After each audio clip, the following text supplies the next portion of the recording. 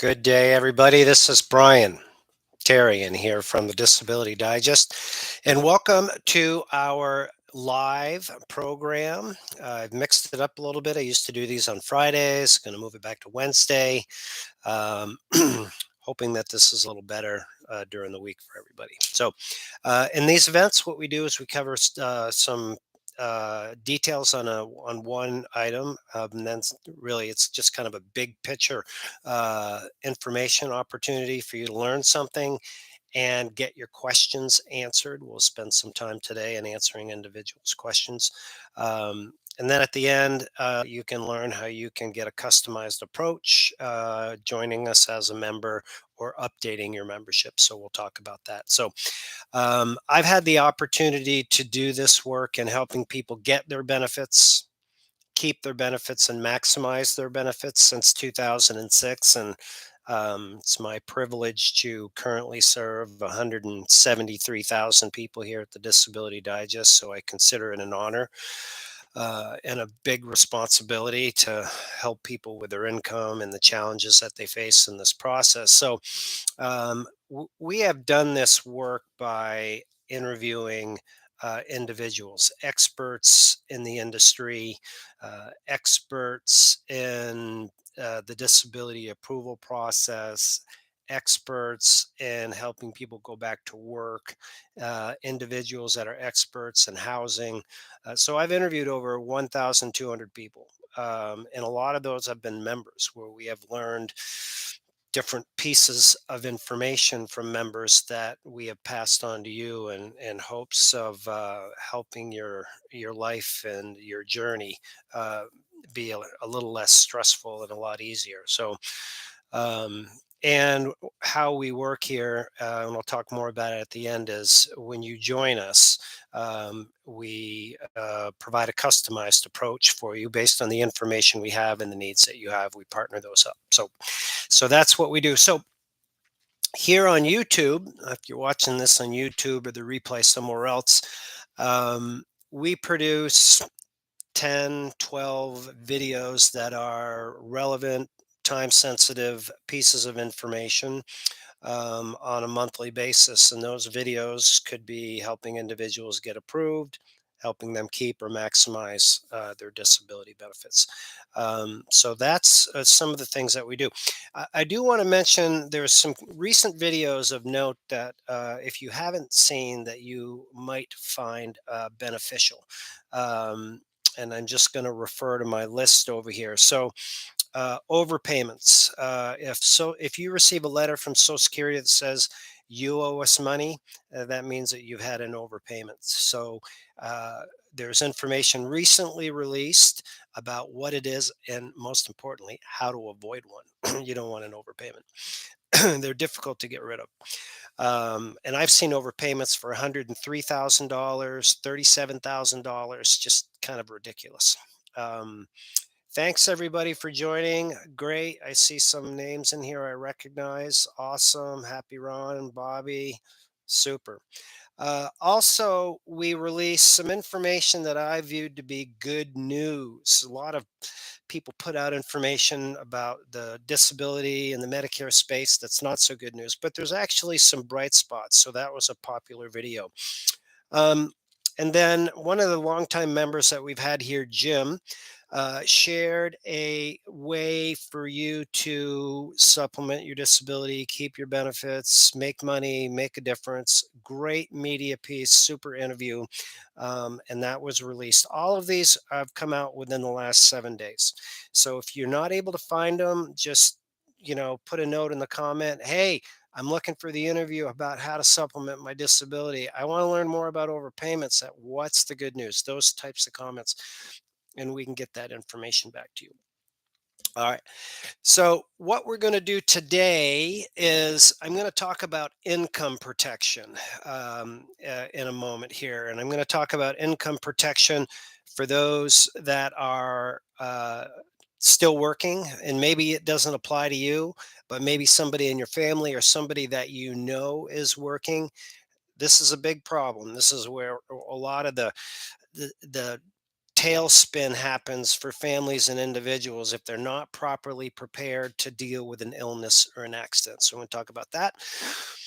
I'm also going to talk about income protection for those of you that are approved for disability, and a few things that you want to be aware of there. But before I do, what I would like for people to do is to help me understand where you're at in the disability process. I just would like you to put a number in the chat that best responds to your situation. And if you have not applied for your disability benefits, put in a one. Let's put a one in the chat. If you applied and you're waiting, put a two. Applied and been denied, put a three.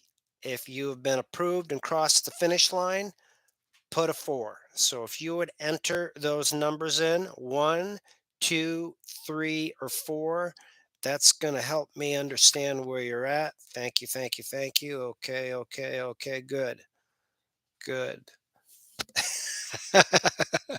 Ron, I like your response. That's awesome. Okay, great. Next is if you would put in a response. If you're a member, put in yes. If you're not a member of the Disability Digest, put in no. Just kind of want to get a feel for how many of you are members out there and how many are not members currently. Okay. All right. All right. Vanessa, got you with the income protection. Okay, John. Good, good, good. Great. Okay. This is super. You guys are awesome. Um, okay. So, yep, yep, yep, yep. All right. First thing is, let's get into it with income protection. I'm going to start with those that are still working, and this is the problem that I have encountered since the time that I've been doing this work. If somebody has to stop working and go through the disability approval process. And those of you that have put in your number four out there, I expect you can relate to this. And I hope you can perhaps pass this message on to somebody else. Um, if you have to stop working right now, realistic expectations are that you have 9 months or so until you get your initial decision. And there's like a 37% chance that you'll be approved at that. That's what the new statistics are that were just released, which is another media piece that was put out this week, the approval statistics. 37%. Now, if you don't get approved there, because 37% is not 100, then it's likely you're going to end up going to a hearing, which could put you closer to 3 years in the approval process. So, where the problem is during that period of time, how do you survive? What do you have for financial resources? Maybe you've got, money saved. Maybe you have a spouse that works. Those are two good things that definitely help. But jobs and companies used to provide disability income protection, also known as short term disability, long term disability insurance, right? But that's becoming less of a benefit for people. But you can buy it privately, and most people don't know that. So let's take an example of somebody that's working and earning $50,000 a year. They could get disability income insurance, especially if they're under 50. They could get it very affordably for like $60 a month, somewhere in there. Depending on their occupation, if they smoke, there's some variables in there. And that would pay them 60% of their salary, right? Until their disability benefits approved. That's pretty common. But what that does is it helps them keep their house, car, kids, education. Most importantly, it'll help people stay treated. The second problem with people losing their job because of a sickness or an injury and not having that protection is treatment. You can get on to Medicaid. Well, you could get on to Medicaid possibly, but you really need to have low to no assets. So if you've got a little bit of money, then that could block you from getting on to Medicaid, which means you need to pay out of pocket to go to doctors. It just seems to me to be much smoother to just have a consistent flow of income that can help you keep keep your resources and keep your assets. So there in the show notes below this replay or video, there is a link in there where you can learn more about how you can get disability income protection, or if you know somebody that could benefit from it. That's one thing. Just a reminder for those of you that are joining, I'm going to take your individual questions when I've done the key part message that I want to deliver here today. So don't hesitate. You can type them in now, or wait till we get to that part. Um, the second thing is, if you're already on disability benefits, what do you do to protect your income? There's a few things to consider here that I see. People are definitely getting pinched by inflation, and I don't see.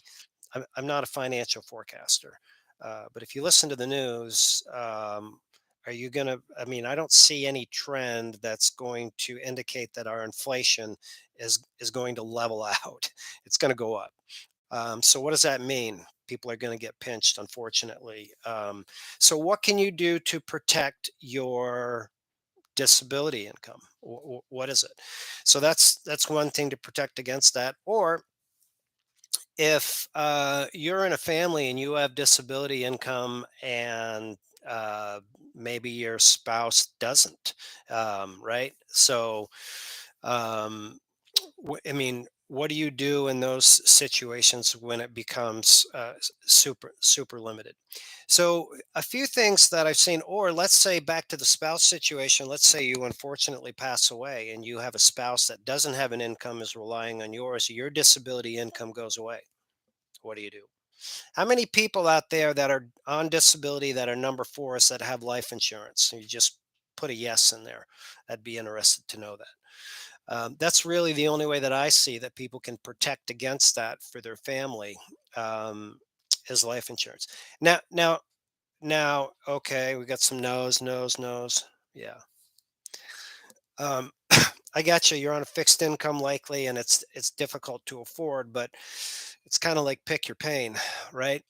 Now, also in the show notes afterwards, you can check out a recent article about what's going on in the conversations on Capitol Hill, which is a proposed phase out or reduction of Medicare and Social Security disability benefits. Yeah, it sounds horrid.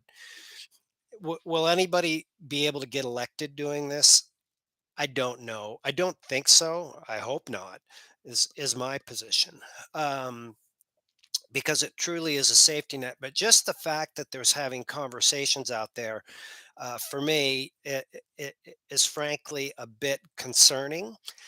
And I don't know if any of you have listened to the interview that was done with attorney James Mitchell Brown about the continuing disability reviews, what to do, how to get through it, etc. But in that interview, he talks about his experience of actually working with Congress with Social Security issues and what their position is and their opinion is on it.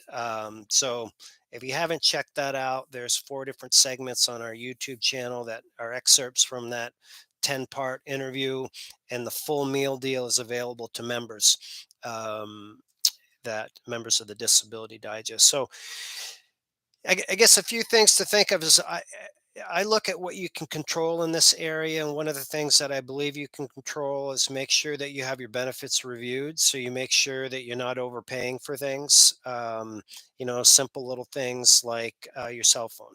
If you're paying for that or your internet access, it's likely you can get it reduced or eliminated. Do you have out of pocket expenses to see the doctors? Are there better Medicare coverage plans that would provide you with some shopping credits that maybe would allow you to stop spending some of your cash on items that you normally would, like items you get at a pharmacy, or food? They have food cards now for individuals, especially if you are dual eligible for Medicare and Medicaid. It could be $50. I've seen $100 a month in food cards. So those are some things that you can do to soften the blow in those areas. All right.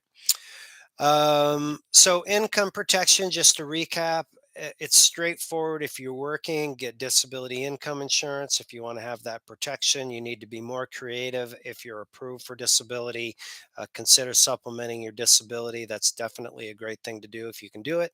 Follow the information that we have here. Look at life insurance. It's another option for your family. To hedge against it, make sure that you're maximizing your benefits. So those are the tips I have for you there. I see Philip Price is in the house. How are you, my friend? Um, okay, now I want to go through and take some questions that we have here. So just give me a minute to get lined up with what they are. Okay, let's see. Happy Ron. Um, Happy Ron.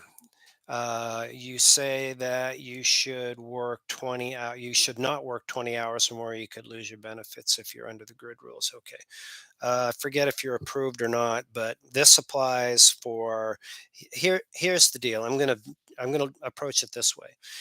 If you're approved for Social Security disability benefits, this is my understanding of the regulation, and it's actually in the show notes below this. And the video will show you how much money you can make. And when you make more than $970 a month or you work more than 20 hours a week, you are going into your trial work period months, right? And when you go through all of your trial work period months, then you are considered to be able to work and you're off of benefits. My advice, don't go into your trial work period months. Just that simple. Stay under 20 hours a week, $970 a month if you're approved. Look at the regulation. It's not the world according to Brian. It's there. It's on the Social Security website. So that's the best thing that you can do. Now, Ron, if you're not approved, which I forget if you were a 4 or 1 through 3, but if you're not approved, then the 20 hours a week is definitely still applies, but the amount is $1,350 that you can earn and go through the approval process. I don't know why I'm talking with my pen, but um, the challenge with earning and going through the approval process is those cases are really, really hard to get approved. And the reason for that, in my experience, is that you're building an argument that you can't work, but you're still running at, you know, 1,000 or whatever you're earning per month or 18 hours a week.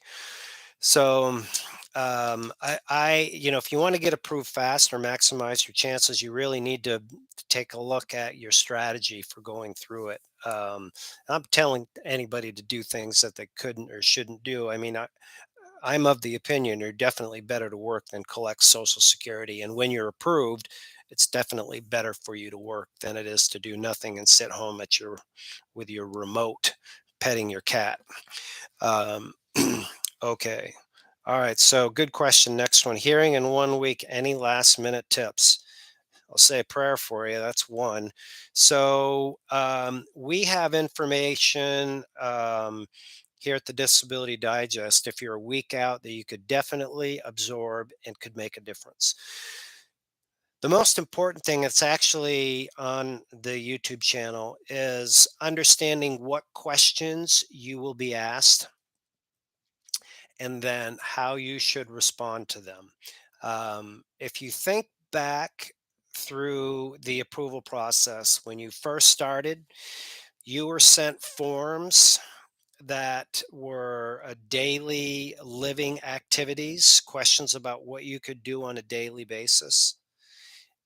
Those forms, and if you're just starting the process or in the process and you haven't completed those, these things are critical because what you answered there, those questions, they're going to be asked to you when you go to the hearing.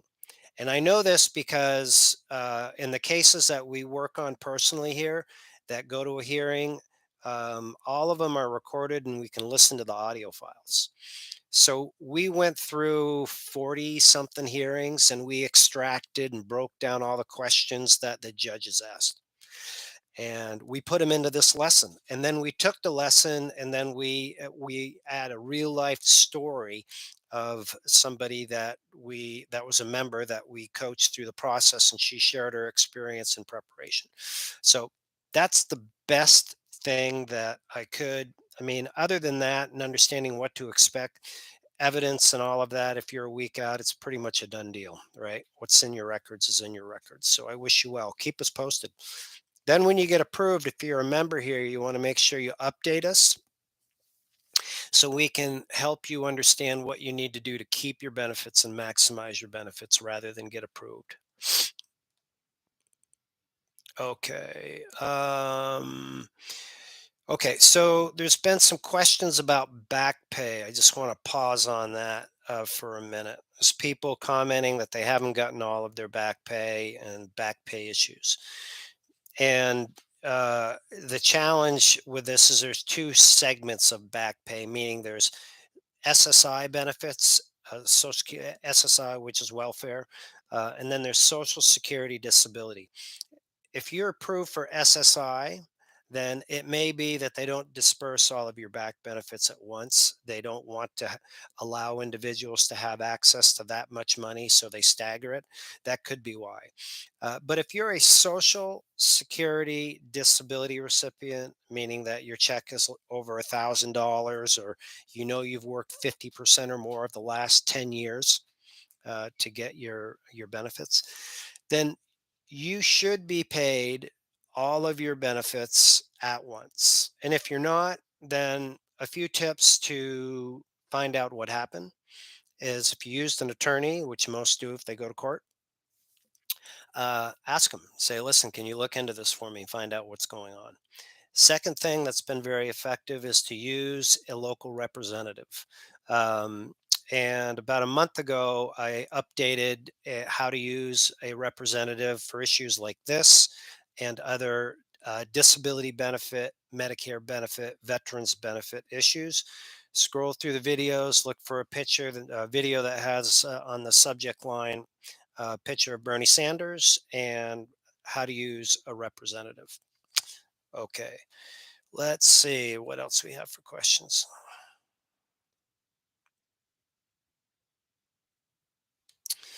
Okay, I'm on long-term disability from work and disability because the insurer Cigna wants to mitigate their costs. I think what you're saying here is that, which is a good point. When you go on your private disability from work, your long-term disability from work, most of those policies work like this.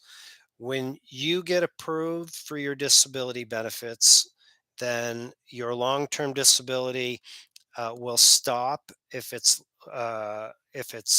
typically it'll stop.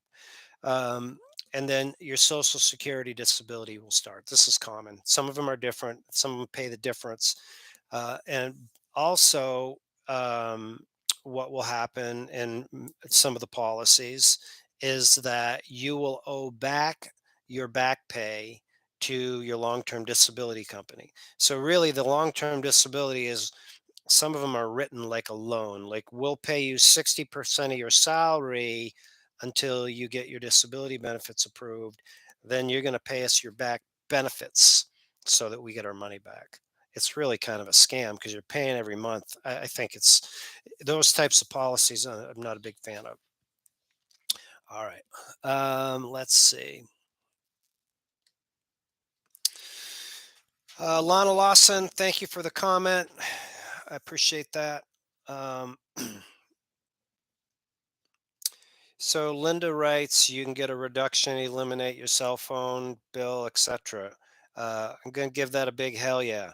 So in the show notes afterwards, when you scroll down, there'll be tips to survive. Go in and check that out. There's 7 of them. I think it's the something broadband regulation. I forget what it is, but check that out. Um, all right. Okay, Greg, I just addressed your question there. Um, So if you're on Medicaid, you can't have life insurance? No, I'm not saying that. Anybody can purchase life insurance. Um,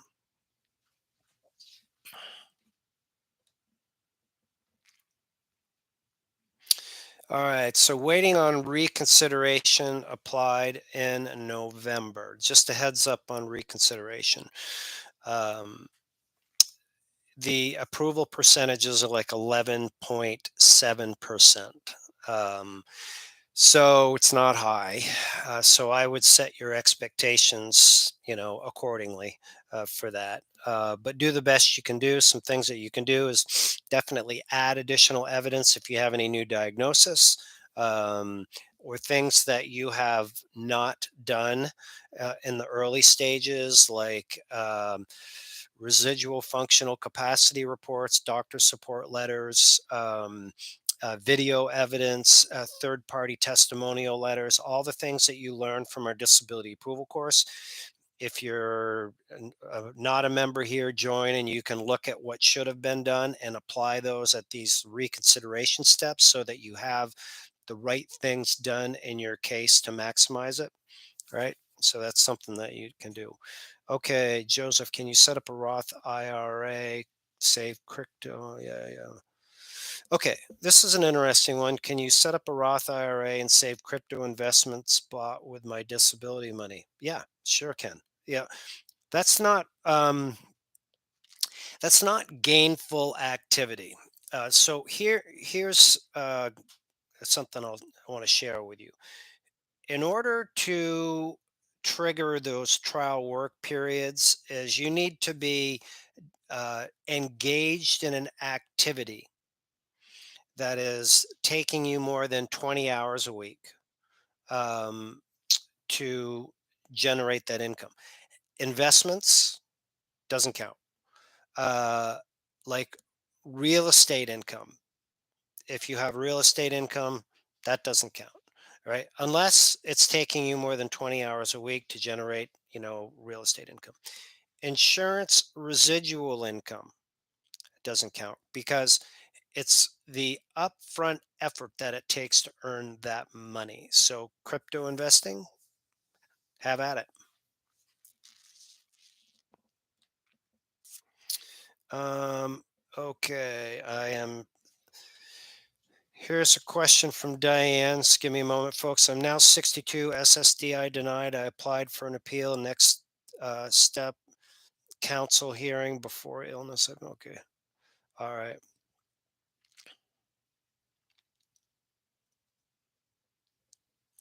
Can I apply for? Okay, here's a few things I'll say to your situation that might be helpful. Uh, this is my understanding of what's happened with Diane. She went to a hearing with a judge. She was denied. She appealed that decision, maybe with an attorney or representative, I don't know. And she's in that appeals counsel phase, right? Um, and you want to know if you can apply for SS early retirement. And so the answer to that is yes, you can.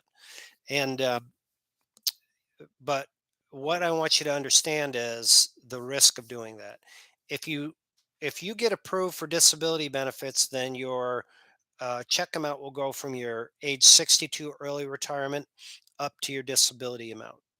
It's usually about 40% more, comparable to your retirement amount. So that's good, right? So you get that extra money. But if you don't get approved and you're not successful, then you're married to that age 62 amount. That's what you got to live with, right? So that's one thing. Now, a few other things on your disability case. When you get the denial from your appeals counsel, you get your decision. Maybe it's going to be awarded, but the odds are low. But when you get that decision, you can start another disability application. And I consult with your legal team that you're using for this, presuming that you are, hoping that you are at this stage of the game. And then you can work with the two cases. And the new case would only be able to look at evidence after the denial from the judge, whereas your first case goes back all the way.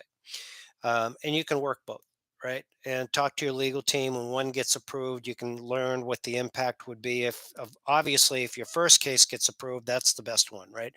Um, so that's something that may help you out. So that's a good tip, and that will give you some money to survive the wait. Um, okay. So the CDR interview. Here's the situation with the continuing disability review course. It was a 10-part interview with attorney James Mitchell Brown, who is like the guru on this. And four segments, snippets of it, have been released on the YouTube channel, and that will be all for now. For members of the Disability Digest, it's being released to them in order of priority. If you're a client, like if you're a Medicare client that we're working with in our benefit protection program, it's been released to this segment of people. We want to make sure that we can keep them in their pay status so they stay on their Social Security disability benefits, on their Medicare, and as a result, that works for us because we get paid from insurance companies to manage that. So we're doing that. If you register and you put in the comments, say, listen, I've got a CDR, here's my situation, and you clearly state your reasoning for it, we'll bump you into that bucket of people. The reason why it's being released in a limited amount on a control basis is because it comes with legal support. If you've got a if you've got a continuing disability review and you need to have legal support or want legal support to take care of it, then you have access to that um, through the course. But there's only a limited amount of resources that we have that can support the legal support. So we're just managing the way the members or people flow into it. Price for membership. What is the price for membership? I think it's priceless, actually, personally. There's no charge for your Disability Digest membership here. We're for profit for sure. And we earn money like some of these YouTube videos have ads on them. We provide services like we help people manage their health care and Medicare. It doesn't cost them anything. We get paid by insurance companies. So it's a no cost service that helps us do it. We help people get approved for disability if they want to, or they can do it themselves with our course. Um, there's books and tapes and sponsors and other things like that that are optional services. But what that allows us to do is to be a for profit, not be regulated by the government, to be able to get on the phone with you, help you out, help you build a strategy, and generate the results that we have. So, no charge. We don't even have a credit card processing system. Um, all right, let's see. You guys have great questions today. I've been on disability for over 17 years. I'm turning 65. Is my disability going to change? Okay, common question. No. What happens is, well, there will be some changes. When you're a disability recipient, you are noted in the Social Security system as a disability system, as disabled. When you reach full retirement age, which is 65 or higher for others, then your status changes to full retirement status. I think it's FMA or something like that. It's just basically a change. Your check amount stays the same. A few things that are different, though, is you are no longer subject to a continuing disability review. That's one, which is great. So the monkey's off your back. And you can earn money and you're not subject to the SGA and the restrictions of 20 hours and $970 a month. So you have more flexibility there. Okay, I have a telephone hearing coming up. Okay, telephone interview. Any suggestions? Yeah, well, I did give some suggestions on preparing. I think you're specifically like how to manage your telephone. Um, I would definitely have clear contact with your attorney, by phone or by text in case something goes wrong, or by email, some way other than that, because the hearing office is going to call you and they're going to call your attorney. And it's good to have a connection in between that's just one to make sure that if something goes wrong, don't have anybody in the room. Just follow the directions that they give you, and you're in court. I mean, it's treated just like a regular court. Make sure it's quiet. You don't have dogs barking. You don't have kids opening the door. Uh, there isn't any distractions. And then, if you're properly prepped by your attorney, which I hope you are, they will guide you with the details of the steps. So I wish you well. Um, All right, that's a good one. Happy Ron gave you a suggestion. He says, speak clearly and slowly on the phone. That is an excellent tip. It's one of the challenges of just general communication that people get nervous and they speak fast, makes it difficult to understand them, and they ramble and they go for more of volume of words rather than accuracy. So, back to the preparation that I gave you, if you know the questions that are coming, then you can prepare a very simple statement that is consistent with how you should have answered the adult living questionnaire, so that you can answer that. And a judge will appreciate that. And if they need more information, they'll ask for it.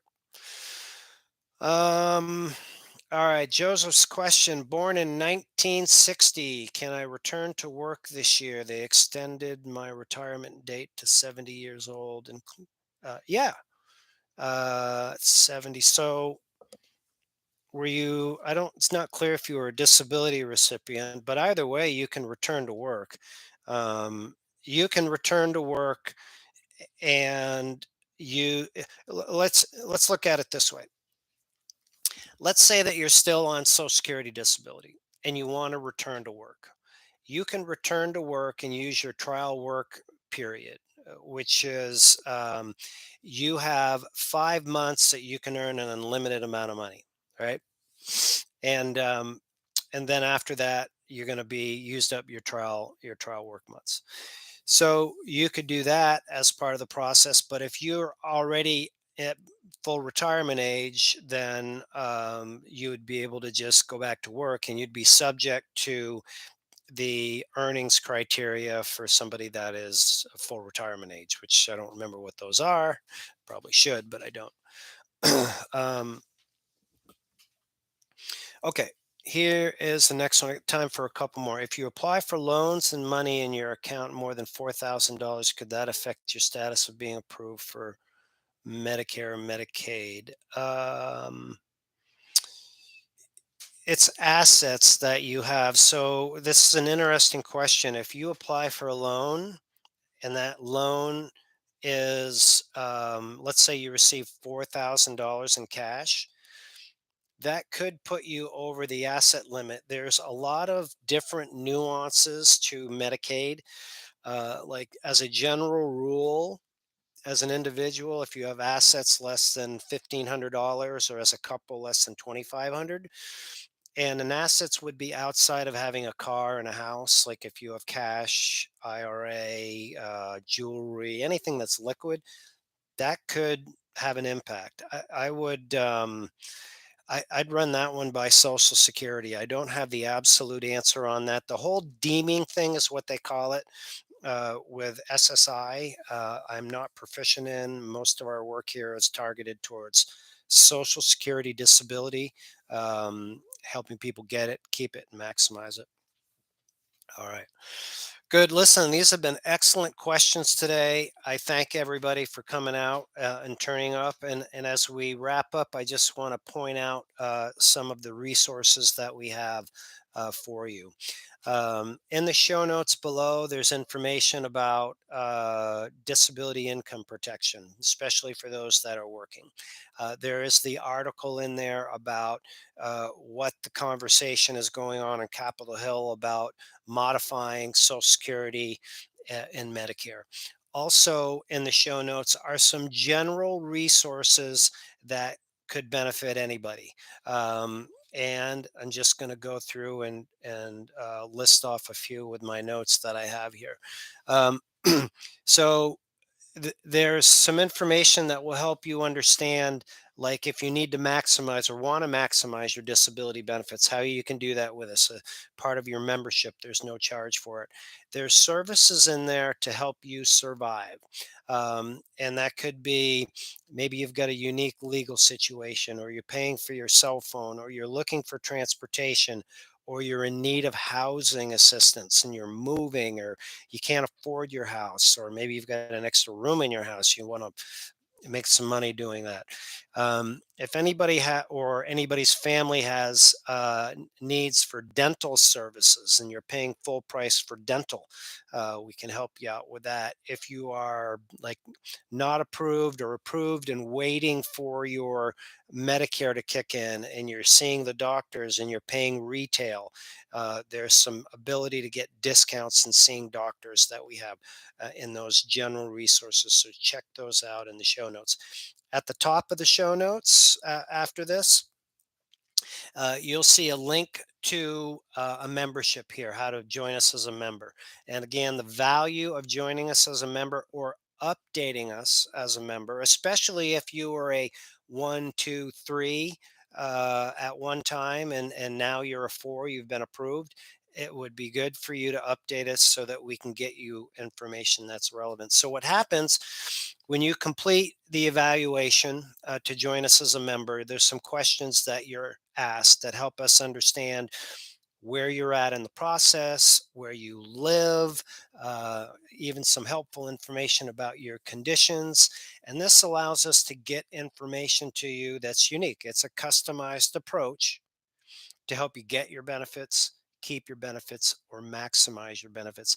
Other than that, you're welcome to just stay tuned in here. This is kind of the big shotgun approach. I hope some of this applies to you, but really, for us to best be able to help you is to update us or join us as a member. So, last, I thank you for taking time out on this Wednesday. I'm sure there's other things that you could be doing with your time than joining in here. So I hope this has been of value to you. I'd love to hear your feedback. Of course, that would be good as well.